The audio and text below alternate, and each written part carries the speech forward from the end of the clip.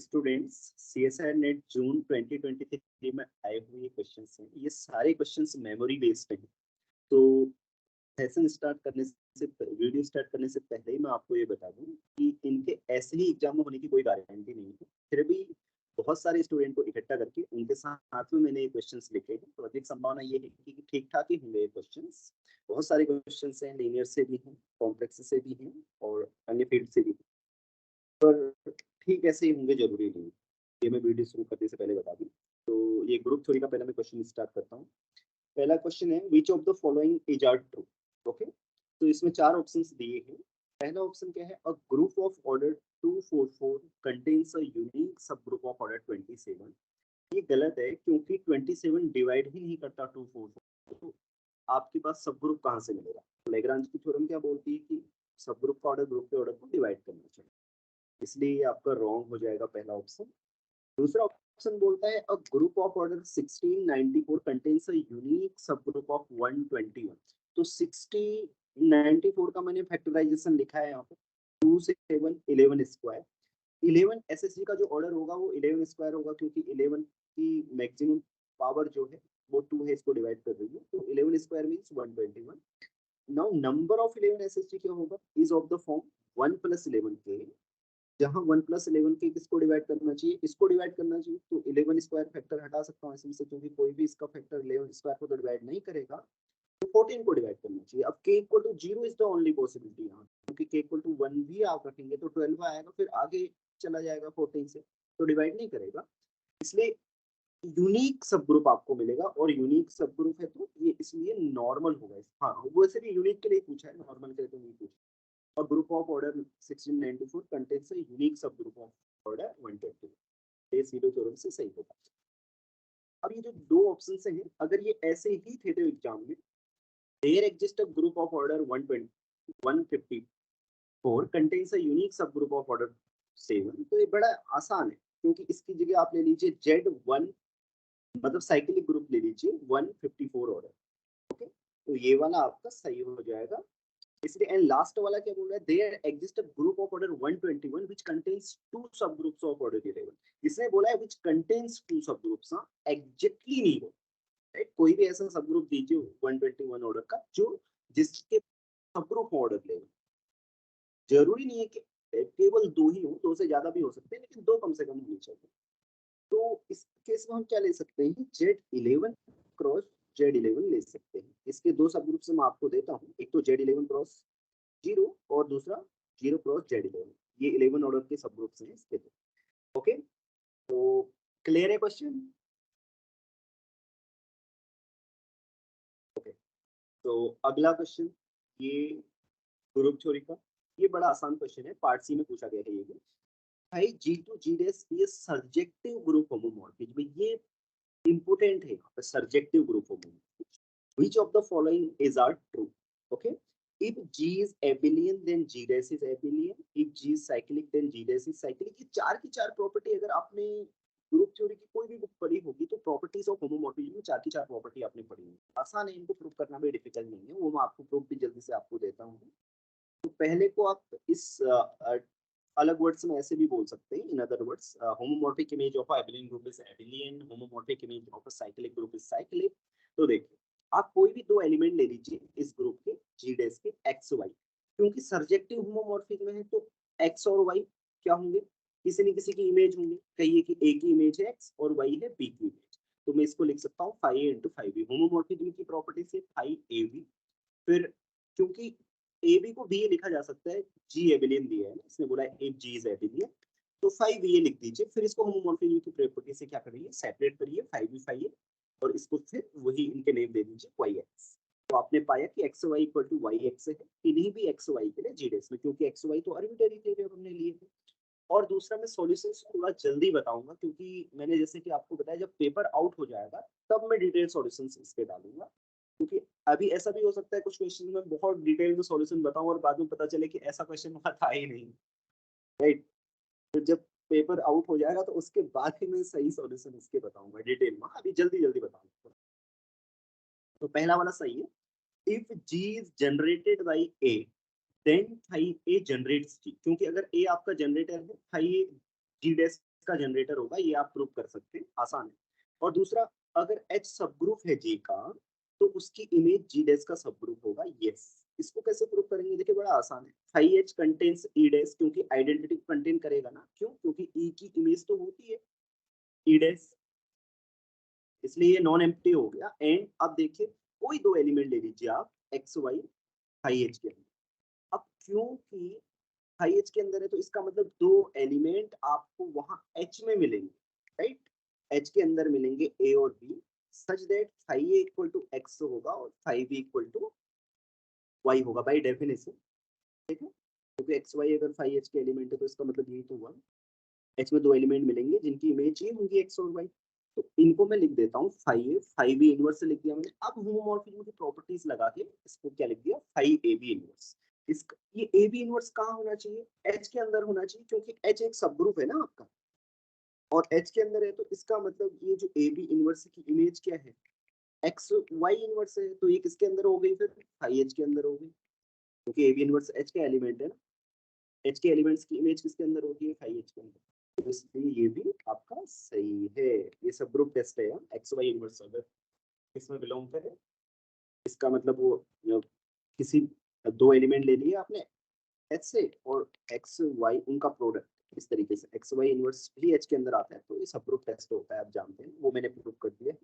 इसलिए ये तीन ऑप्शन तो सही हो गए, और लास्ट वाला ऑप्शन भी बड़ा आसान है। देखिए सब ग्रुप तो हम प्रूव कर ही चुके हैं, अब ये बोल रहा है कि नॉर्मल सब ग्रुप है, तो मैं कंजुगेशन दिखा देता हूँ, सब ग्रुप में प्रूव कर चुका हूँ बढ़िया। एन इज अ नॉर्मल सब ग्रुप ऑफ जी। अब देखिए आप इमेज में, ये इमेज है, इसके अंदर कोई एलिमेंट दीजिए, जी एन जी डैश, मतलब इमेज का एलिमेंट, ये एन एन का एलिमेंट नहीं है, मैंने इसको एम लिख देता हूँ, राइट, ओके, एम लिख देता हूँ, ओके। मतलब कोई एम लीजिए जो इमेज से आ रहा है phi M, and G dash कहाँ से लीजिए, जी डैश का कोई एलिमेंट लीजिए, और कंजुगेशन देखिए क्या है, G dash M G dash inverse. तो इसको आप लिख सकते हैं जी डैश फाई ए, क्यों, क्योंकि एम कहाँ है, फाई एन में है, इसका मतलब एन में कोई एलिमेंट ऐसा होगा A, phi A equal to M होगा, राइट। तो मैंने उसको फाई ए कर दिया। अब ये होमोमॉर्फिज्म सर्जेक्टिव है, ये यहाँ पे इंपॉर्टेंट है, अगर ये नहीं होता तो फिर ये सही नहीं होता। तो सर्जेक्टिव है, तो आप जी डैश को क्या लिख सकते हैं, फाई जी किसी जी के लिए जो जी के अंदर है, राइट। क्योंकि सब्जेक्टिव है, तो किसी न किसी की इमेज होगा ना जी डैश, तो इसको मैंने क्या लिख दिया, फाई जी, और फिर होमोमॉर्फिज्म की प्रॉपर्टी से जी डैश इनवर्स क्या आएगा, फाई जी का इनवर्स। इसको फिर होमोमॉर्फिज्म की प्रॉपर्टी से क्या लिख दो, अंदर कर लो सब, फाई जी ए जी इनवर्स। अब आपको पता है जी जी का एलिमेंट है और ए एन का एलिमेंट है, एन नॉर्मल है, तो ये कंजुगेशन कहाँ होना चाहिए, कंजुगेट ए का, जी ए जी इनवर्स भी एन में होना चाहिए। अब जी ए जी इनवर्स एन में है, तो उसकी इमेज कहाँ होगी, फाई एन के अंदर होनी चाहिए। उसकी इमेज है क्या, ये है, राइट। यानी कि जी ए जी इनवर्स की इमेज ये है ना, एन में कोई एलिमेंट है जिसकी इमेज ये आ रही है, तो इसका मतलब क्या हुआ, ये वाली चीज कहाँ चली गई, बोलो, G dash and G dash inverse कहाँ होगा, फाई एन के अंदर, ओके। इसलिए ये नॉर्मल भी है, ओके।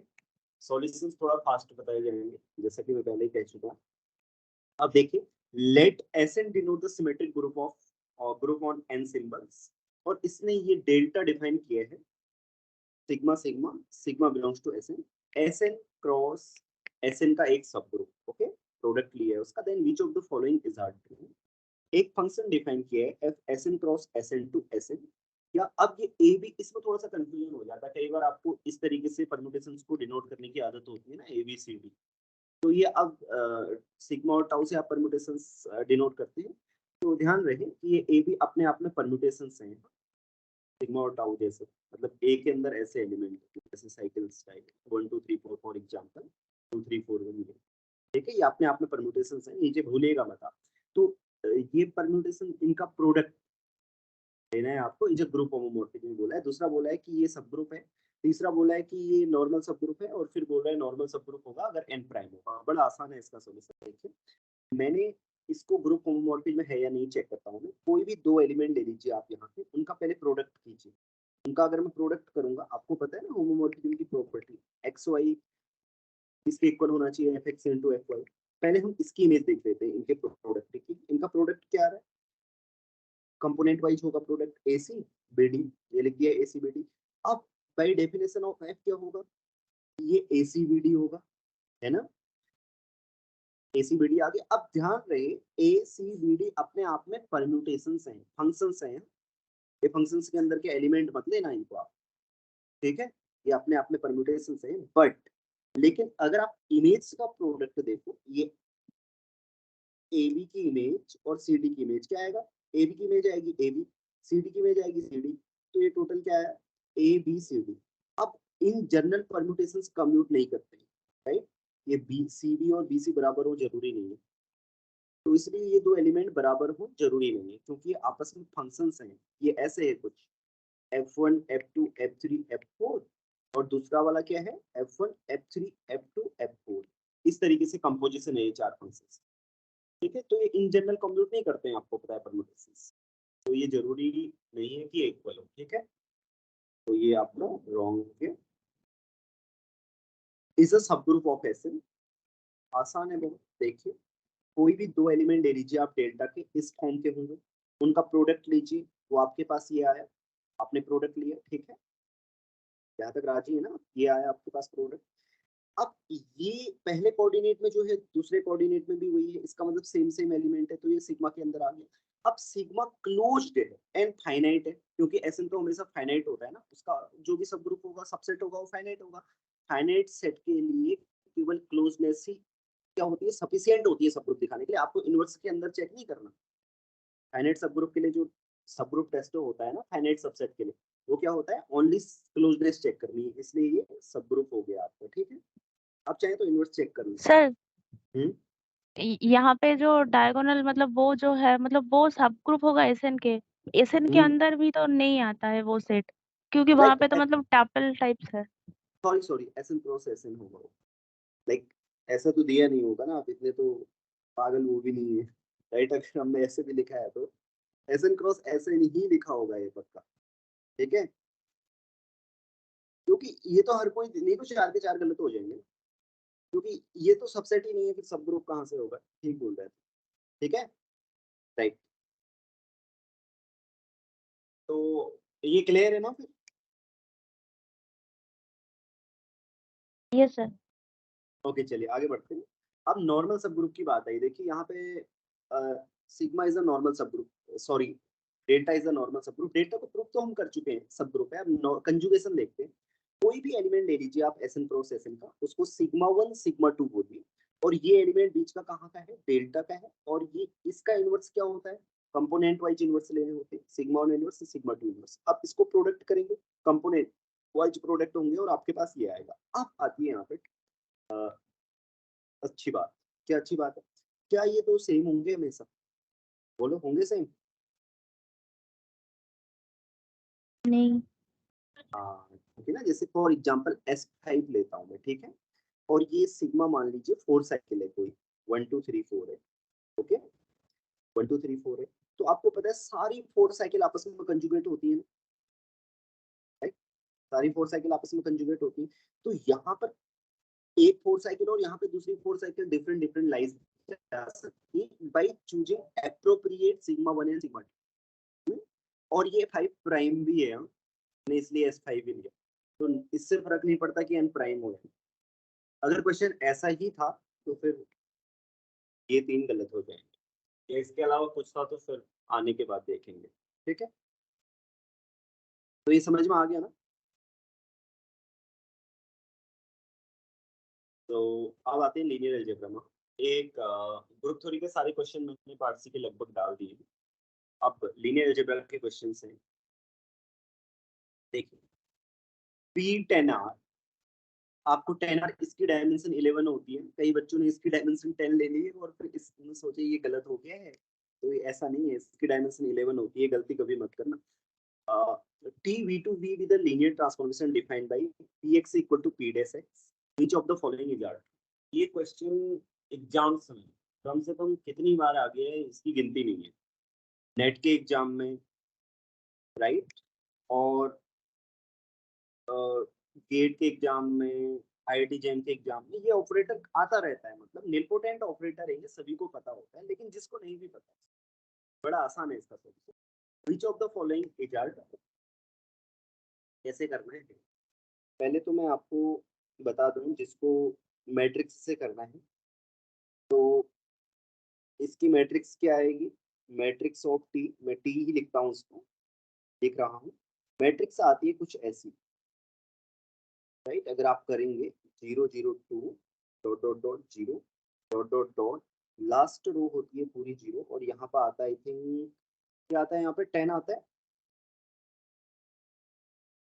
राइट, पूजा 10, हाँ हाँ हाँ। चलिए जो भी आता है नॉन जीरो नंबर आता है, ऐसे करके आता है ना, राइट, 1 2 3 डॉट डॉट डॉट 10 तक, ओके फाइन। तो इसकी जो रैंक, अब आप देख लीजिए, यहाँ से आसानी से देख सकते हैं निलपोटेंट मैट्रिक्स से सारी आइगन वैल्यू जीरो है, तो ट्रेस भी जीरो, डिटर्मिनेंट भी जीरो, डायगोनल एलिमेंट का product, all eigen value zero, और रैंक 10 है। देखिए पहले से एक्लन फॉर्म में 10 नॉन जीरो रो, इसलिए 4 करेक्ट होंगे। अगर आपको वही जिसने मैट्रिक्स का, जिसको पता नहीं था, जो कैलकुलेशन नहीं करना चाहता था, अगर आपको पता होगा, अगर आप 11 टाइम ऑपरेट करेंगे इसको तो क्या आएगा, आप जीरो आएगा ना, किसी भी पॉलिनोमियल को 11 टाइम डिफरेंशिएट करेंगे तो जीरो आएगा या नहीं आएगा, राइट, आएगा ना जीरो। तो एन टी 10 टाइम्स कांस्टेंट आता है, 10 टाइम ऑपरेट करेंगे नहीं आएगा जीरो, राइट। इसका जॉर्डन, इसका मतलब ये हो गई इसकी मिनिमल पॉलिनोमियल x की पावर 10 हो गई, और कैरेक्टरिस्टिक पॉलिनोमियल x की पावर 11 होगी, जॉर्डन कैनिकल फॉर्म में जाइए। कितने ब्लॉक बनेंगे बताओ, कितने ब्लॉक बनेंगे,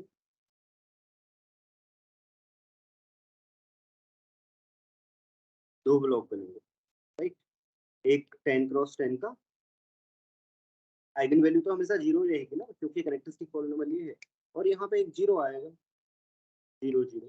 तो ये जो जॉर्डन ब्लॉक होगा इसकी रैंक 10 होगी, तो ऐसे भी हो जाएगा, ओके। चलिए, तो इसके चार के चार ऑप्शन सही थे। अब मैं आता हूँ अगले क्वेश्चन में। Consider the following quadratic form over R, ये क्वाड्रेटिक फॉर्म दी है आपको तीन, इनकी मैट्रिक्स मैंने पहले से लिख के रखी हुई है, कोई गलती है तो आप चेक कर लो, राइट। 6 6 -13/2 -13/2 1 2 -1/2 -1/2, सही है ना, हाँ, ओके। अब देखो क्या बोला है इसने, पॉजिटिव डेफिनेट के बारे में पूछा है। ये बी की, देखो ये बी की है, और ये ए की मैट्रिक्स है, और ये सी की मैट्रिक्स है, ओके। पॉजिटिव डेफिनेट कौन सी है देख लेते हैं, हम माइनस से चेक करते हैं। पहला माइनर पॉजिटिव है, देख लीजिए। अब दूसरा प्रिंसिपल माइनर देखें, इसका डिटरमिनेंट तो 2 टाइम्स -1/4 आएगी इसके डिटरमिनेंट, वो क्या आ रही है, ग्रेटर देन जीरो आ रही है, राइट। तो सारे principal minors greater than zero है, तो इसका मतलब बी पॉजिटिव डेफिनेट है, लेकिन इसकी जो डिटरमिनेंट है ना वो निगेटिव है, आप देख लो। ये वाला पॉजिटिव आया और डिटरमिनेंट निगेटिव आई, तो मतलब ये पॉजिटिव डेफिनेट नहीं हो सकती, क्योंकि सारे प्रिंसिपल माइनस क्या होने चाहिए, ग्रेटर देन जीरो होने चाहिए, इसलिए ये रॉन्ग है, okay. C is positive definite is wrong. A is equivalent to B and A is equivalent to C. अगर आप ए को देखें ना, ए पॉजिटिव डेफिनेट नहीं है, तो ए बी के इक्विवेलेंट नहीं हो सकता। क्यों इक्विवेलेंट नहीं हो सकता, रैंक तो सभी की सेम है, रैंक और सिग्नेचर सेम होना चाहिए ना। तो अब number of positive eigen values अगर आप देखेंगे तो इसकी तो दो आएंगी, क्योंकि ये पॉजिटिव डेफिनेट मैट्रिक्स है, और ये पॉजिटिव डेफिनेट मैट्रिक्स नहीं है, तो इसकी सारी आइगन वैल्यू पॉजिटिव नहीं है, ठीक है। अगर आप इसकी आइगन वैल्यू निकालेंगे, आप निकाल कर देखिएगा, एक निगेटिव एक पॉजिटिव आ रही है, और इसकी भी जो आइगन वैल्यू है एक निगेटिव एक पॉजिटिव आ रही है, ठीक है। तो इनका सेम सिग्नेचर सेम रैंक होगा ए और सी का, तो ए और सी इक्विवेलेंट हो जाएंगी, ओके, और ए और बी इक्विवेलेंट नहीं होगी। क्लियर है ये, ओके, राइट। ये किया है एग्जाम में, यस सर।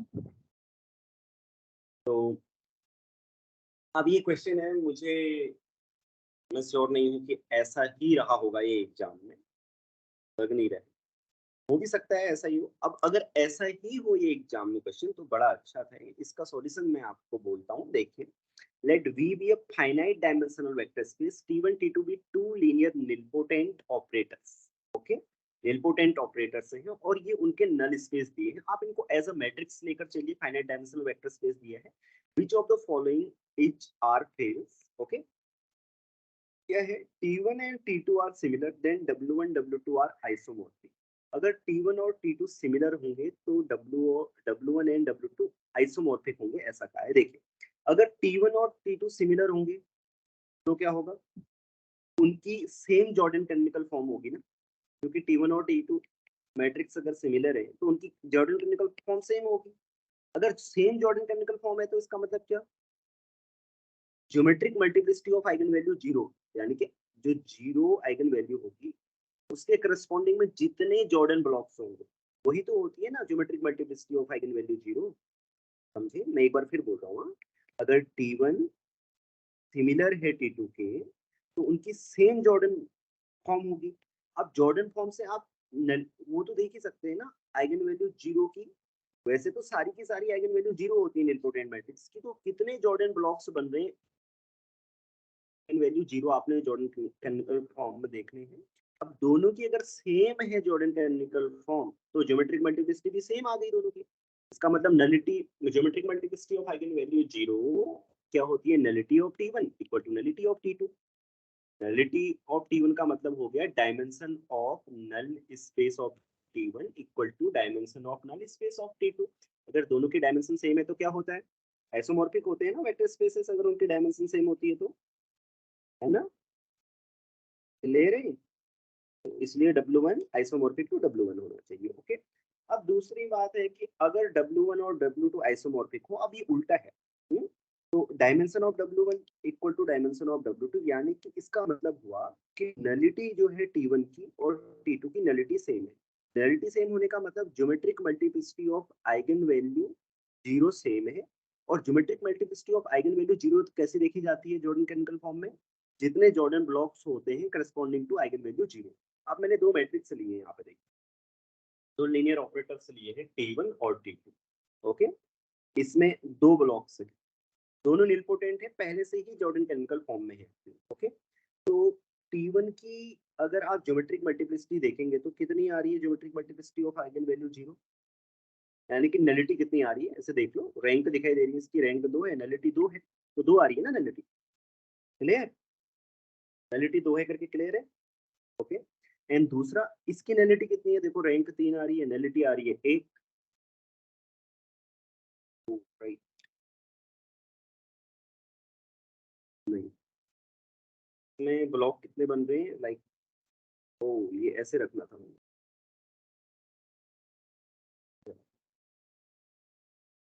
इस केस में ये, हाँ अगर इसको ऐसे रखें तो देखिए ये एक, अब नलिटी इसकी 2 आ रही है, राइट,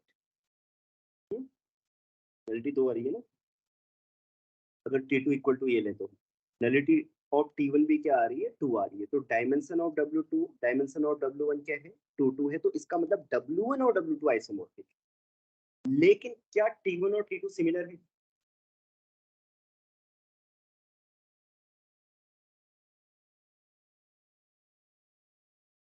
बोलो, T1 और T2 सिमिलर है, नहीं, नहीं। क्यों, क्यों नहीं है बोलो।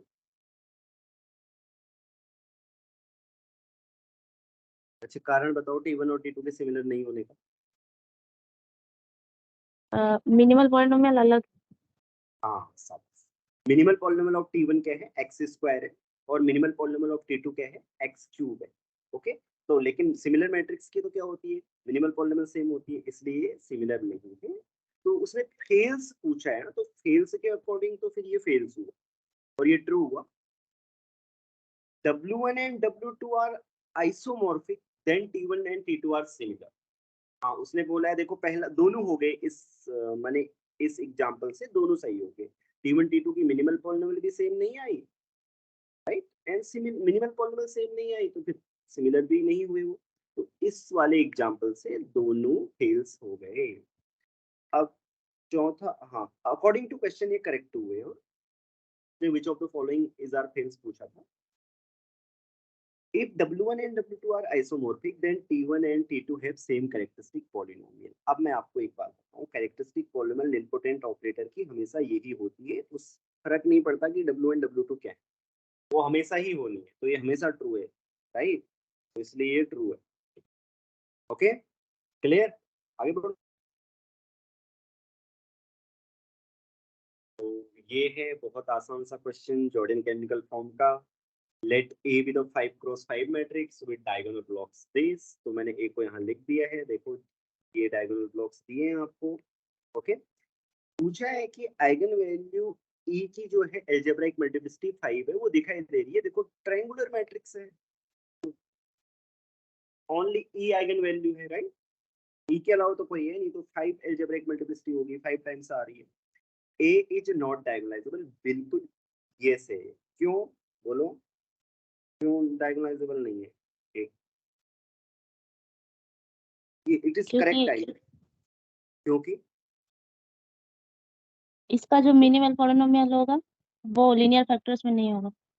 ओके, मिनिमल पॉलिनोमियल से देख सकते हैं। दूसरा, अगर आपको ये रिजल्ट पता है, नंबर ऑफ जॉर्डन, ये पहले से जॉर्डन केमिकल फॉर्म में है हाँ अपनी।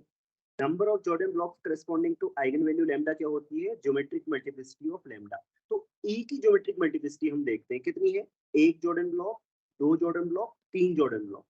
तो ई की ज्योमेट्रिक मल्टीप्लिसिटी 3 है, जबकि एल्जेब्राइक मल्टीप्लिसिटी 5 है। तो algebraic multiplicity is not equal to geometric multiplicity, तो ये डायगोनलाइजेबल नहीं होगी। Okay, geometric multiplicity of eigen value E कितनी आ गई? 3 आ गई। ये रिजल्ट है, आपने पढ़ा होगा। और लास्ट वाला इसलिए रहोगे। क्लियर है? आगे बढ़ो।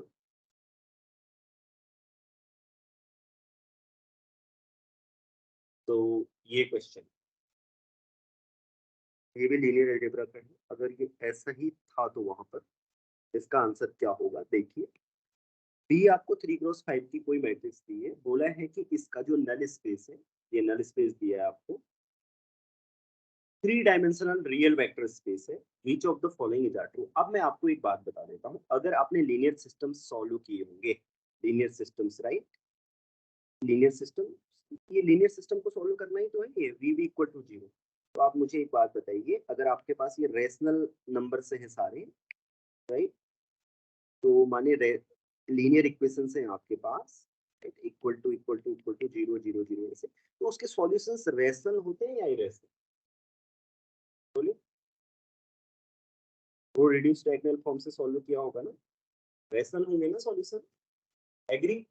हाँ, हाँ, रेशनल होंगे सॉल्यूशन। ओके, तो ये वाला और ये वाला कोई फर्क नहीं पड़ेगा इनमें, ये दोनों एक ही चीज है।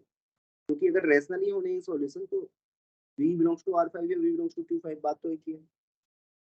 रेशनल सॉल्यूशन का मतलब ईच कोऑर्डिनेट है रेशनल नंबर। ओके, तो ये 3 डायमेंशनल वेक्टर स्पेस ही रहेगा तब भी, क्योंकि ये इसके बराबर ही आएगा। अगला वाला पूछा है, अब आपके पास क्या आ गया, इसकी डायमेंशन, इसके नल स्पेस की नलिटी कितनी आ गई, क्योंकि नल स्पेस की डायमेंशन आपके पास 3 आई। तो हाँ, मैंने यहाँ लिखे है सॉल्यूशन। नलिटी ऑफ बी 3 होगी by rank nullity theorem. Rank of B कितनी होगी? 2 होगी। ओके, इसका मतलब जो आपकी बी मैट्रिक्स है उसमें हाईएस्ट नॉन वेनिसिंग माइनर कितना होगा? ऑर्डर 2 का होगा। ओके, तो अब जो बी की रैंक होती है वही बी ट्रांसपोज की भी रैंक होती है ना। तो इसने क्या डिफाइन किया है? Q cube to Q5 linear transformation define किया है, TV equal to B transpose V, ऐसे डिफाइन किया है। अब बी ट्रांसपोज की रैंक 2 है, इसलिए इसकी नलिटी कितनी होगी? 1, रैंक नलिटी थ्योरम से। अभी बी ट्रांसपोज ध्यान रहे, यहाँ 5x3 की मैट्रिक्स होगी। ये अगर 2 है तो number of columns minus rank होता है, राइट। तो वो क्या आएगी? नलिटी आएगी, नलिटी 1 आ गई। नलिटी 1 आने का मतलब क्या है कि कर्नेल में नॉन जीरो वेक्टर्स भी है, तो कर्नेल केवल जीरो वेक्टर को कंसिस्ट नहीं करता, इसलिए T11 नहीं होगा, तो इसलिए ये गलत हो गया। ओके, कॉलम स्पेस ऑफ बीज 2 डायमेंशनल, ये सही है पूछे? कॉलम स्पान,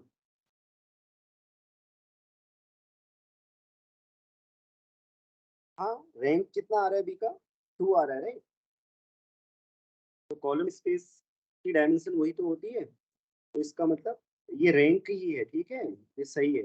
और ठीक इसी तरीके से आप इसको भी कर सकते हैं, मैंने यहाँ पे करके रखा है, क्योंकि बी और बी ट्रांसपोज की रैंक सेम होती है। रियल मैट्रिक्स में ना आपने पढ़ा होगा, rank of A equal to rank of A transpose equal to rank of A transpose, ये सब पढ़ा होगा आपने, डॉट डॉट डॉट।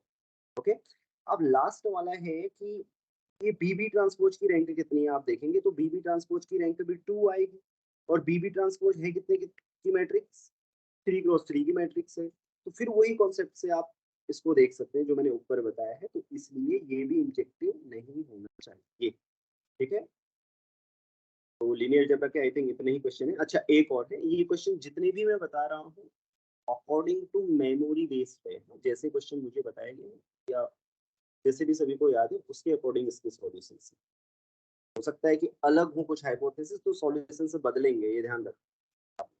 अगर थोड़ा सा भी बहुत कुछ अलग होगा तो सॉल्यूशन चेंज होंगे। क्वेश्चन में ये बात आपको बता दूं।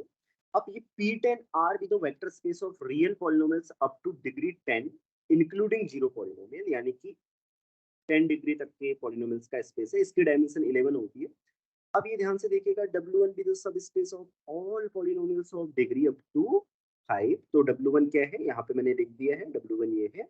W2 उसने बोला है ऐसे पॉलिनोमियल्स का सब स्पेस है जिसके कोफिशिएंट्स का सम क्या है, 0 है, तो उसको क्या बोलोगे आप, P1 इक्वल टू 0। एग्री, या मैं इसको एक्सप्लेन करके बताऊं। अगर किसी पॉलिनोमियल के लिए ऐसा है an इक्वल टू 0, तो इसका मतलब तो यही हुआ ना, इसका मतलब क्या हुआ, इसका मतलब तो यही हुआ ना बच्चों की P1 पुट करके 0 आ रहा है। तो ये जो W2 दिया है आपको, ये है, ठीक है, आप वो कर लीजिएगा, मैं इतना ज्यादा नहीं कर रहा हूँ इसमें अभी। तो इनकी डायमेंशंस क्या आएगी, डायमेंशन W1 6 है, डायमेंशन W2 10 है, और डायमेंशन ऑफ P10 R 11 है, राइट। यहाँ तक आप एग्री करते हैं। अब हम आगे बढ़ते हैं, देखिए। और W बोला है स्मॉलेस्ट सब space containing W1 and W2।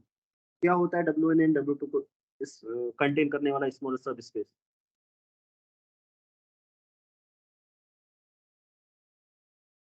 क्या बोलते हैं उसे,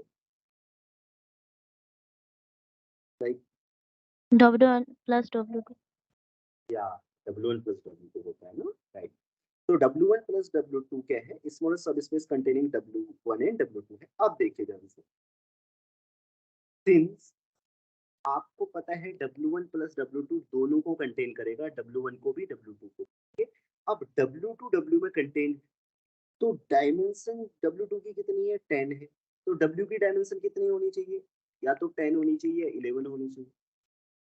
W भी तो सब स्पेस है ना P10R का। अब 11 से ज्यादा डायमेंशन तो हो नहीं सकती, 10 या 11 होनी चाहिए। मान लीजिए कि 10 डायमेंशन और W इज 10, ऐसा आपने मान लीजिए, मान लिया इसकी भी डायमेंशन 10 है, इसकी भी डायमेंशन 10 हो गई फिर, राइट।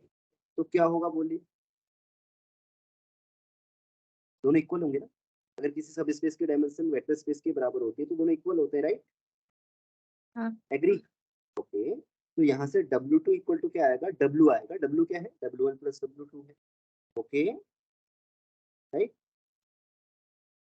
तो W1 प्लस W2 किसको कंटेन करता है, W1 को भी कंटेन करता है, W2 को भी, ठीक है। तो इसका मतलब अब मैं W1 plus W2 contains W1, right, W1 plus W2 contains W1, लेकिन W1 प्लस W2 तो क्या आ गया, W2 के इक्वल आ गया। तो इसका मतलब W2 क्या करेगा, W1 को कंटेन करेगा, तो विच इज नॉट सो।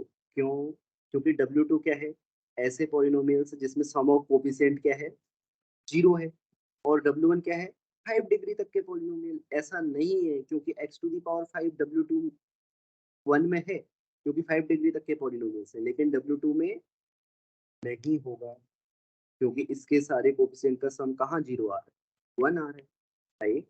इसलिए सही नहीं हो सकता ना, correct, agree, okay. Dimension of W क्या होगा, 11 होगा ना। फिर अब एक ही तो पॉसिबिलिटी बची है, तो अब 11 डायमेंशन किसकी हो सकती है, कौन से सब स्पेस की डायमेंशन 11 होती है, जो V के इक्वल होगा ना। हाँ, V मीन्स ये है, हाँ P10R है, मैंने लिखा नहीं है। तो इसका मतलब ये एटमोस्ट 10 बोला था, ये गलत हो गया। एटमोस्ट 10 का मतलब होता है less than n equal to 10, okay.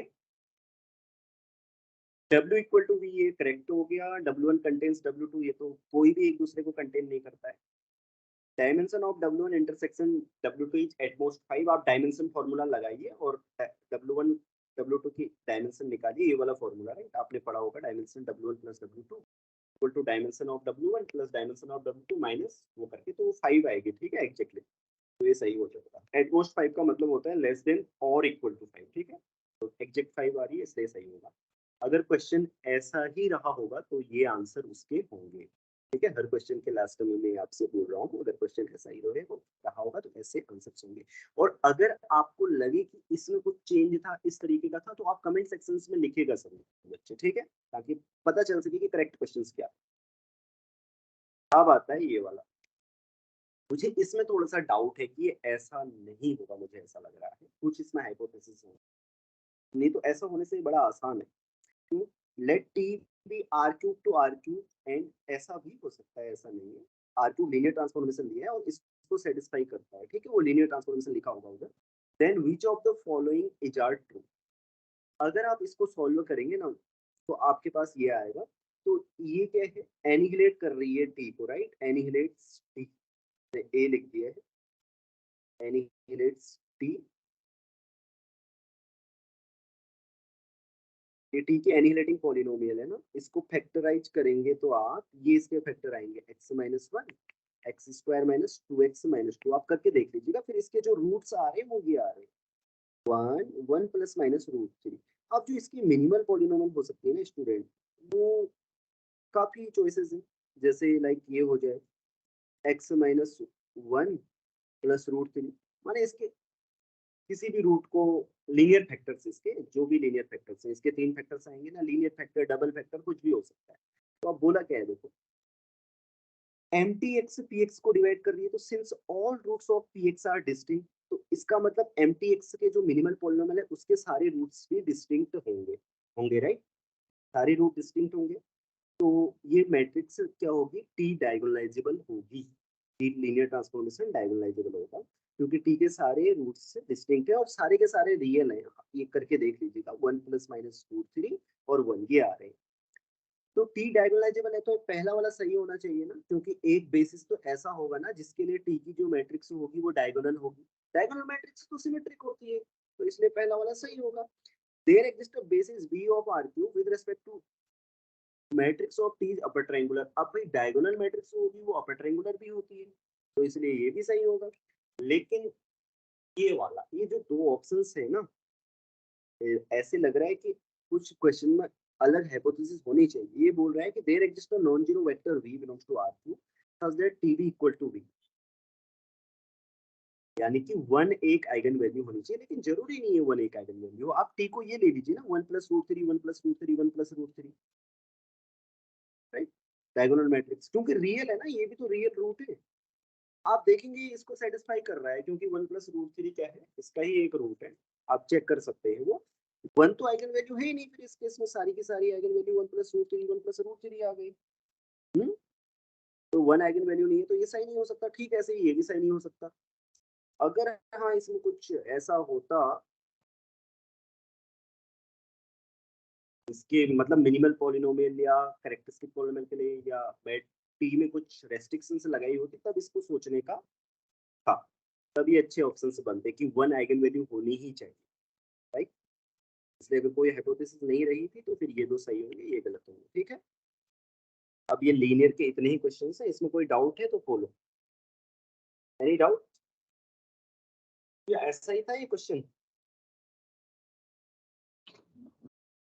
मुझे लग रहा है कुछ हाइपोथेसिस में था और कुछ था। तो मुझे भी ऐसा लग रहा है कि होना चाहिए, क्योंकि वन मतलब ये वन आइगन वैल्यू के लिए बनाए हैं ना ये दो। ये दूसरा वाला बोल रहा है कि ज्योमेट्रिक मल्टीप्लिसिटी ऑफ हाँ, वन होनी चाहिए, टू होनी चाहिए, ये बोल रहा है कि वन आइगन वैल्यू होनी चाहिए, ऐसे बोल रहा है। अगर नहीं हो तो फिर नहीं होगा, ठीक है, चलो कोई नहीं, मेमोरी बेस्ड है तो ऐसे ही होता है, मेमोरी बेस्ड। ओके, सो ये बड़े आसान क्वेश्चन है पार्ट बी के, देखो जल्दी जल्दी हो जाएंगे। Let A be a three cross three matrix which of the following is false. ये आपकी वेल नोन थ्री, मतलब आप ये सब कर लेंगे, ये वेल नोन है। मैं लास्ट वाला बता देता हूँ, देखो इसने बोला है अगर डिटर्मिनेंट ए ग्रेटर देन जीरो हो और थ्री एक आइगन वैल्यू हो, तो ए की सारी आइगन वैल्यू क्या होंगी, बोल रहा है ये रियल होंगी। लेकिन ऐसा आवश्यक नहीं है। क्यों ऐसा आवश्यक नहीं है, क्योंकि अगर आप ए इक्वल टू ये ले लें, इसकी आइगन वैल्यू निकालिए, थ्री आई माइनस आई आ रही है, इसका प्रोडक्ट कीजिए, देखिए तो ये थ्री आ रही है। डिटरमिनेंट ए ग्रेटर देन 0 आई, 3 एक आइगन वैल्यू भी आई, लेकिन सारी आइगन वैल्यू रियल नहीं आई, तो ये फेल्स था। Okay, which of the following fails पूछा था और ये सारे ट्रू है। अगला वाला, अच्छा मैं इस क्वेश्चन से रिलेटेड एक बात आपको बताता हूँ। आप बताओ पूजा, ये क्वेश्चन किया है आपने? हाँ किया। इससे पिछली बार आर एक्स वाई में एक क्वेश्चन आया पार्ट सी में, तो आपने वहां देखा होगा कि 2 डायमेंशन के लिए मतलब बेसिस बनाया होगा, तो ये बेसिस आया होगा 6 डायमेंशन आ रही थी और यही इसमें काम कर रहा है। मतलब फिर हम प्रूव करेंगे इसको बाद में कि एग्जैक्ट कैसे प्रूव करेंगे इसकी डायमेंशन ये, लेकिन ये जल्दी से गलत किया जा सकता है। क्या बोल रहा है, V be a vector space of all polynomials in 2 variables over real and W be the subspace of V of polynomials up to total degree L, right? इसका मतलब ये है W ऐसा है, इस तरीके के पॉलिनोमियल है जहां पर I plus J का हम L से बड़ा नहीं हो सकता, टोटल डिग्री L होगी। तो बताइए कि डायमेंशन क्या होगी। आप L इक्वल टू 2 लेंगे ना, तो आप पाएंगे कि ये बेसिस के एलिमेंट आ रहे हैं, 1x x square, y square, x y. Okay, तो ये 6 एलिमेंट है और L इक्वल टू 2 पुट करके ये 3 गलत हो जा रहे हैं, केवल ओनली फोर्थ सही रह रहा है, इसलिए फोर्थ सही है। ठीक है, जब पेपर आउट होगा फिर डिटेल सॉल्यूशंस करेंगे इनके साथ। ये वाला, let T be a 3 × 3 real matrix whose characteristic polynomial is divisible by t square। इसका मतलब जो कैरेक्टरिस्टिक पॉलिनोमियल है वो ऐसी रही होगी x square into x minus half. Okay, अब तीसरा रूट भी रियल ही होना चाहिए, कॉम्प्लेक्स नहीं हो सकता। ओके, क्योंकि कभी अकेला नॉन रियल, मतलब नॉन रियल कॉम्प्लेक्स नहीं हो सकता, अकेला रूट नहीं होता है, कंजुगेट के साथ होता है नॉन रियल रूट हमेशा। अगर ए जेड रूट होता है तो जेड बार भी रूट होता है, इसलिए ये भी रियल ही होगा, इसलिए मैं आर लिख रहा हूँ इसको। All eigen values of A R real, ये सही है। और गलत क्यों है? ए इज डायगोनलाइजेबल, ये जरूरी नहीं है, आप ये वाला ले लीजिए।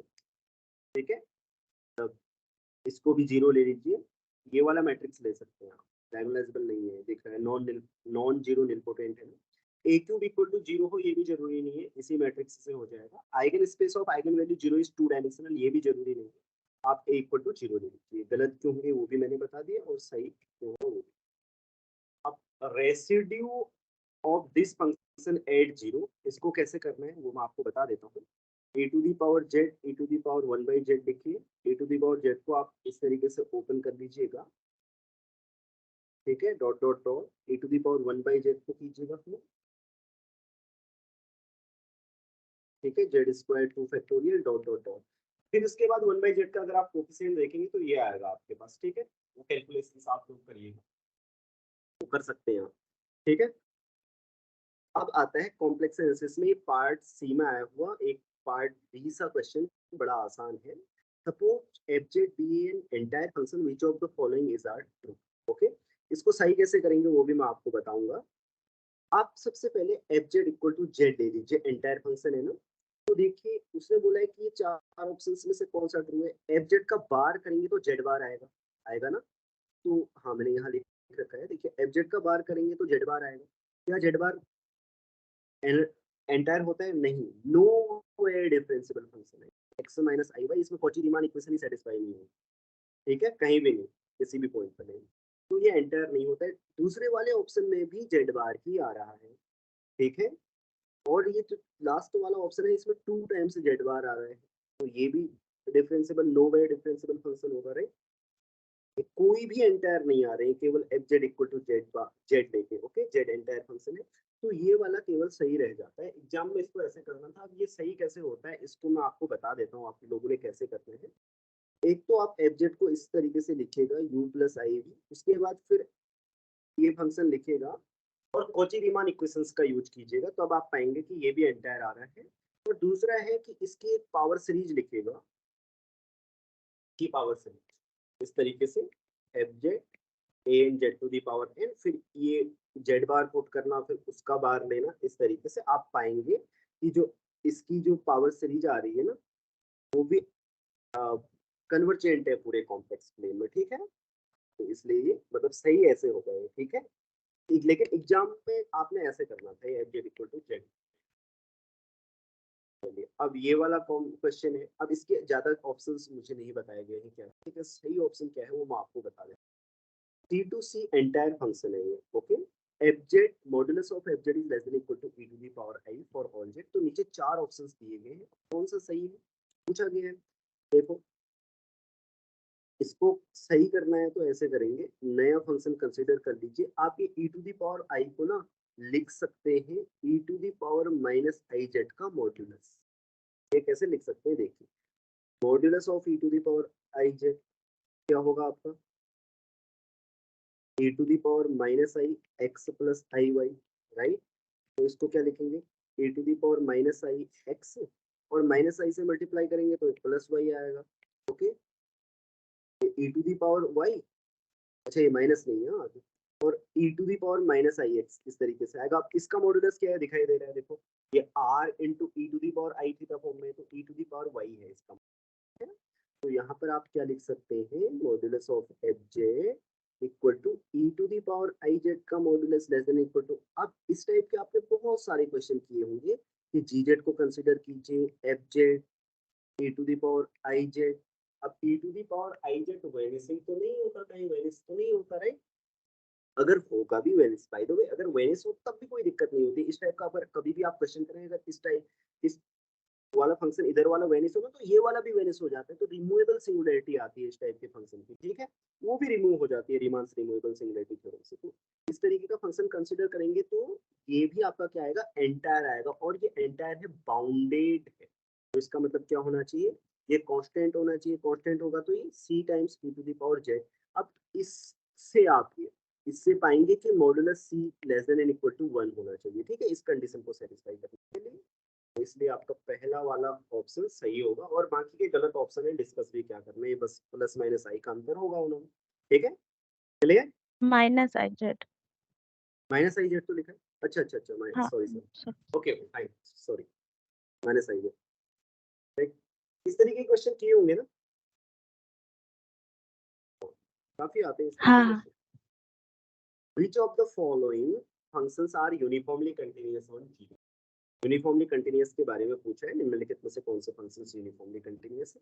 तो देखो भाई 0 1 पर आपको पता है ओपन इंटरवल के लिए इफ एंड ओनली कंडीशन होती है, दोनों जगह लिमिट एग्जिस्ट करनी चाहिए एंड पॉइंट पर। कंटिन्यूअस फंक्शन हो तो सारे कंटिन्यूअस फंक्शन है 0 1 में, कंटिन्यूअस फंक्शंस के प्रोडक्ट वगैरह है, कंपोजिशन।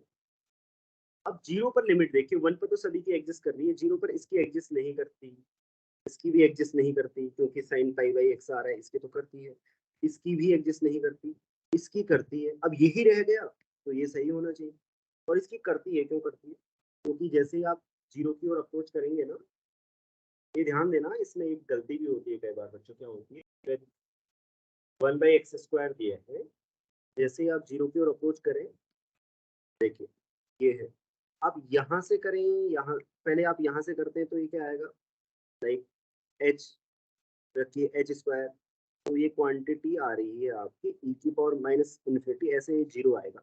अब यहाँ से भी आप अप्रोच करेंगे ना तो h² पॉजिटिव ही हो जाएगा, तब भी 0 आएगा। अगर ये e to the power minus X होता ना, तब 0 पर लिमिट एग्जिस्ट करती करती E to the power minus X square. नहीं, आई मीन अगर ये ऐसा होता, ये है यहाँ पे तो ठीक है, लिमिट एग्जिस्ट कर रही है 0 पर लिमिट 0 आ रही है। मैं बोल रहा हूँ कि अगर यहाँ पे e to the power -1/x होता तब ये यूनिफॉर्मली कंटिन्यूअस होता, हाँ हाँ होता। नहीं होता। वो वही गलती होती है, देखो गलती क्या है, आपको लग रहा है कि जैसे ही 0 की ओर जाएंगे तो ये क्या हो जाएगा, माइनस इन्फिनिटी हो जाएगा, तो ये 0, राइट, नहीं ऐसा नहीं। 0 की तरफ आप दो तरीके से जा सकते हैं ना, आप यहाँ से गए 0 की ओर तो देखिए एच पुट कीजिए, राइट, यहाँ पे तब तो ठीक है, ये एच पॉजिटिव है तो ठीक है, लेकिन जब आप यहाँ से जाते हैं ना, ये एच माइनस होता है, ये निगेटिव होता है, तो ये माइनस माइनस प्लस होके क्या ई टू दी पावर इन्फिनिटी आता है, ये इन्फिनिटी की ओर जाता है, ठीक है, इस डायरेक्शन से। समझ में आई बात, क्या बोल रहा हूँ मैं, हाँ हाँ। E to the power minus X होता तो ये गलत हो जाता, सही है उसने रखा नहीं है, नहीं तो कई बच्चे इसको गलत करते हैं, मुझे विश्वास है। जल्दी से देख लेते कि ई टू दी, अच्छा x 0 infinity minus infinity, okay हो गया, ठीक है, ये ध्यान रखना अगली बार से, यहाँ पे मुझे लगा कि बता देना चाहिए। अच्छा ये क्वेश्चन जो मुझे बताया है ना, ये डाउटफुल है क्योंकि दो ऑप्शन इसमें सही लग रहे हैं मेरी, हाँ जहाँ तक मैं सोच रहा हूँ। तो अब जिसने भी जो किया होगा वो सही होगा, अब इसको करना कैसे है देखिए, ये तो सभी लोग ने किया होगा, n+1, इसमें आप मल्टीप्लाई कीजिए। इस टाइप के काफी क्वेश्चन नेट में आए हुए, राइट। ओवरऑल मल्टीप्लाई करेंगे तो ये जो सीरीज बन जाएगी ना आपकी, इस तरीके से मल्टीप्लाई कीजिए तो ये आएगा आपके पास, फिर ये बन जाएगा सीरीज का हर कोई टर्म ना, ये बन जाएगा। अब आप इसमें लिमनीज टेस्ट लगाइए। लिमनीज टेस्ट से आप पाएंगे ये कन्वर्जेंट है तो ये सही होना चाहिए सर। अब अगर आप इसका मॉडुलस लेंगे तो फिर आप कंपैरिजन टेस्ट से पाएंगे ये डाइवर्जेंट है, राइट। 1/√n लेके, है ना, डाइवर्जेंट आ रही है। अब फिर ये कंडीशनली कन्वर्जेंट भी होनी चाहिए। अब अगर ऐसे ही थे तो ऑप्शन बताओ, फिर दो सही है, राइट। अगर हाँ सच में ऐसे ही थे तो फिर सबको नंबर मिलेंगे, राइट। जिनने ये टिक किया है, ये टिक किया, अब जिन्होंने टिक ही नहीं किया उनको कुछ नहीं मिलेगा ना। जिन्होंने ये सोच लिया कि इसमें तो दो सही है, छोड़ो शायद हमें नहीं आता, इसको टिक ही ना करें, ये टिक करना जरूरी था। ओके, तो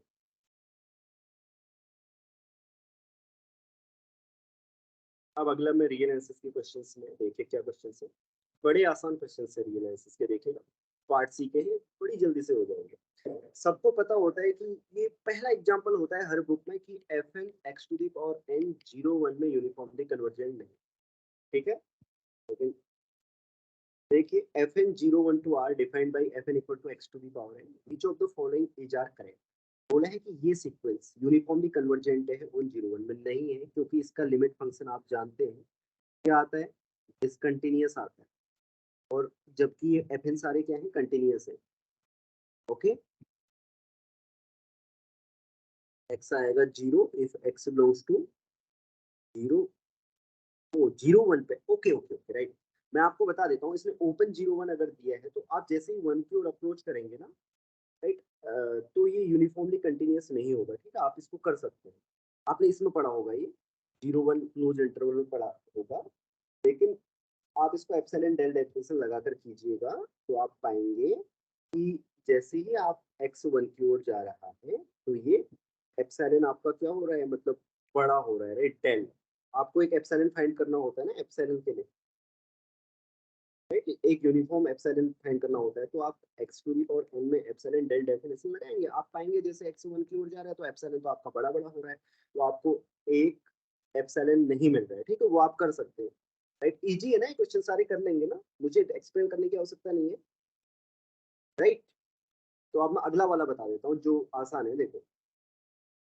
the sequence of fn defined by this is uniformly convergent. बताओ ये क्यों है यूनिफॉर्मली कन्वर्जेंट, कैसे किया बताओ, चलिए क्यों है, नहीं क्यों है तो मैं बता दूंगा, बताओ कैसे किया। एमएन टेस्ट से। ओ, एमएन टेस्ट तक गए इतनी दूर, चलिए पहले इसकी लिमिट बताइए मुझे। हर पॉइंट पे 0 आ रही है, राइट, 1 तो है नहीं। ओके, हर पॉइंट पे 0 आ रही है, तो अब मैं इसको बताता हूँ, देखो। एक आपको मैं एप्सिलॉन ढूंढ के दिखाता हूँ, राइट। लेस देन 1 प्लस, तो इससे राजी हैं आप? ओके, राजी है ना। This can be made less than epsilon 4, क्योंकि ये तो सीक्वेंस है रियल नंबर के, कन्वर्जेंट तो है 0, तो किसी एक एप्सिलॉन से क्या की जा सकती है, छोटी बनाई जा सकती है ना एक स्टेज के बाद किसी भी एप्सिलॉन के लिए, राइट। यस, तो आपको एक इस केस में मतलब एप्सिलॉन मिलेगा इंडिपेंडेंट ऑफ एक्स। अब इसी तरीके से ये वाला है, इसको इसकी भी लिमिट 0 आ रही है, आप चेक कर लीजिएगा। तो मैं इसको करके दिखा देता हूँ आपको करना कैसे है। बहुत दूर जाने की आवश्यकता नहीं है इसके लिए, आपको you don't need to go far. अगर आप इसको लिखें तो इट इज राइट। मैं बता देता हूँ ये राइट क्यों है, देखो। पहले आप इसको डायरेक्ट ले लिया करो ऐसे, ठीक है। 1/n if and only if है ना सब, एन x⁴n ये कैंसिल हो गए, इफ एंड ओनली। अब आप बैक भी आ सकते हो, ठीक है। ऐसे 0 1 फिर ऐसे ऐसे करके बैक आइए, क्लियर।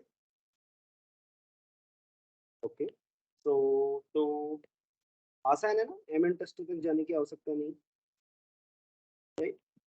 एप्सिलॉन से इसको क्या कर सकते हैं, और all n greater than equal to n, मतलब एप्सिलॉन पे डिपेंड करेगा ये आपका जो भी इंटीजर होगा, लेकिन एप्सिलॉन इंडिपेंडेंट ऑफ एक्स कर दिया है मैंने दोनों में। अब ये वाला जो प्रॉब्लम है, कौन सा वाला है, ये वाला, ये भी सेम आपके पहले वाले की ही तरह है, इसको भी आप दिखा सकते हैं कि यूनिफॉर्म नहीं है, और ये पहला वाला ट्रू है, दूसरा वाला है, ये भी एक्स को जैसे ही एक्स आपका 1 की ओर जाएगा ये प्रॉब्लम करेगा, ठीक है, ऊपर वाले की तरह से। सेकंड वाला, यस सेकंड वाला correct। और ये वाले दो रॉन्ग है, तो ये आसान थे, मतलब these are not difficult question. Yes this is good question.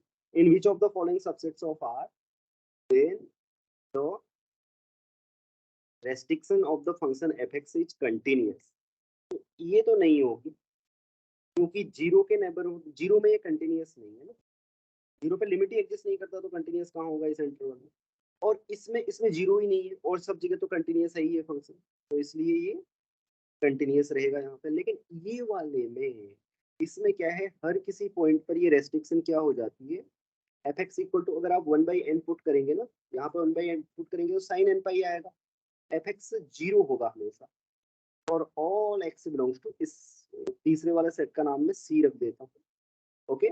तो अब ये कांस्टेंट फंक्शन है, यहाँ पे कांस्टेंट फंक्शन तो हमेशा कंटिन्यूअस होता है, राइट, तो यहाँ पे कंटिन्यूअस रहेगा, और यहाँ पे तो भाई ये कंटिन्यूअस है ही पहले से, यहाँ जीरो थोड़ी है, राइट, इसमें तो जीरो भी नहीं है, और सारे पॉइंट इसके क्या है, आइसोलेटेड पॉइंट है, नॉर्मली हो जाएगा, आप वैसे भी एप्सिलॉन के लिए डेल आसानी से ढूंढ लेंगे, क्योंकि आइसोलेट तो कर ही सकते हैं आप, ठीक है, इसमें वैसे भी जीरो नहीं है, कोई दिक्कत की बात नहीं है, तो इसलिए इसके 3 सही थे। अब लास्ट वाला ये क्वेश्चन है नेट में पीछे, इस बार एनबीएचएम में भी आया था, right, if my remembering is correct, okay, इस बार नेट में भी आ गया, आता रहता है, मतलब इसकी आदत है, जैसे लाइक वो वाला नहीं है आपका लीनियर ट्रांसफॉर्मेशन है, T P equal to P dash, ये आता रहता है हर एक 2-2 साल में, मतलब अलग अलग बन के आता रहता है, और ऐसे ये भी आता रहता है, तो देखिए क्या है, ये तो आपका तीसरा वाला स्टेटमेंट सही है, क्योंकि ये कॉची इंटीग्रल टेस्ट है, आपने अगर ये पढ़ा होगा तो आप सर्च करके देख सकते हैं, कॉची इंटीग्रल टेस्ट आपने पढ़ा भी होगा, ये राइट है। ये दो वाले दो ऑप्शंस गलत हैं, ये अगर ये इंटीग्रल कन्वर्जेंट कर रहा है, पहले मैं पढ़ के बता देता हूँ क्या है, f1 to infinity r plus be a continuous function, consider the following statement, if ये इंटीग्रल कन्वर्जेंट है तो सीरीज भी कन्वर्जेंट होगी, नहीं ये ट्रू नहीं है, आप एक एक्सरसाइज करिएगा होम घर में, 1 to infinity sin x square dx is convergent, okay, ये आप करिएगा, करने का तरीका क्या है, x equal to like root t put कीजिए, ऐसे हो जाएगा ये, ठीक है। उसके बाद अगर आप देखें, ये इससे जनरेट जो सीरीज होगी ना साइन एन स्क्वायर, ये कन्वर्जेंट नहीं है, इसका कारण आप जानते हैं, क्या कारण है इसका, इंडेंस टू इन्फिनिटी पे साइन एन स्क्वायर जीरो नहीं होगा। लिमिट ऑसिलेटिंग है ना, हाँ हाँ, डज नॉट एग्जिस्ट, ये एग्जिस्ट ही नहीं करती, जबकि नेसेसरी कंडीशन क्या है सीरीज के कन्वर्जेंट के लिए, जीरो होनी चाहिए, ओके। तो लास्ट वाला, इसलिए ये पहला वाला तो रॉन्ग हो गया, दूसरा वाला आई थिंक सेम है ना, दूसरा वाला तो हाँ यही है, ये भी गलत है, क्योंकि देखो इसमें आप क्या लो, यही वाली चीज लो साइन एक्स स्क्वायर, और लिमिट अगर एक सीक्वेंस के अलोंग एग्जिस्ट नहीं कर रही, साइन एन स्क्वायर की लिमिट एग्जिस्ट नहीं कर रही, तो पूरी क्या करोगी, राइट, तो ये भी तो सेम ही है, limit x tending to infinity sine x square, अलग अलग सीक्वेंस के अलोंग अलग अलग लिमिट्स आएंगी, ये ऑसिलेटिंग होगी सीक्वेंस, तो ये भी डज नॉट एग्जिस्ट, ओके। तो ये वाला आपका गलत है, ये वाला ट्रू है। इतने सारे क्वेश्चंस थे मेरे पास, अब ये सारे मेमोरी बेस्ड हैं, जैसे कि मैंने आपसे पहले भी कहा, ये सारे मेमोरी बेस्ड हैं, तो इनमें जैसे ऑप्शन हैं वैसे वहां पर हो ऐसा जरूरी नहीं है, और जल्दी में मैंने आपको इनके आंसर्स बताए हैं, इसलिए कि बाद में जब पेपर आउट हो जाएगा तो डिटेल में आपको सॉल्यूशन से बता सकूं। अगर आपको लगता है कि कोई ऑप्शन ऐसा है जिसमें कुछ और वहाँ पे था, कुछ क्वेश्चंस में हाइपोथेसिस की जो मिस हो रही है आप कमेंट करके जरूर बताएं, और मैंने टेलीग्राम का लिंक यहाँ पे नीचे पेस्ट कर दिया जाएगा टेलीग्राम ग्रुप को, उसमें ज्वाइन होकर आपको अगर कोई एक्स्ट्रा क्वेश्चंस याद है और उनके सॉल्यूशंस आप चाहते हैं तो वो आप वहाँ दीजिएगा, मैं आपको सॉल्यूशंस उनके दूंगा, ठीक है। तो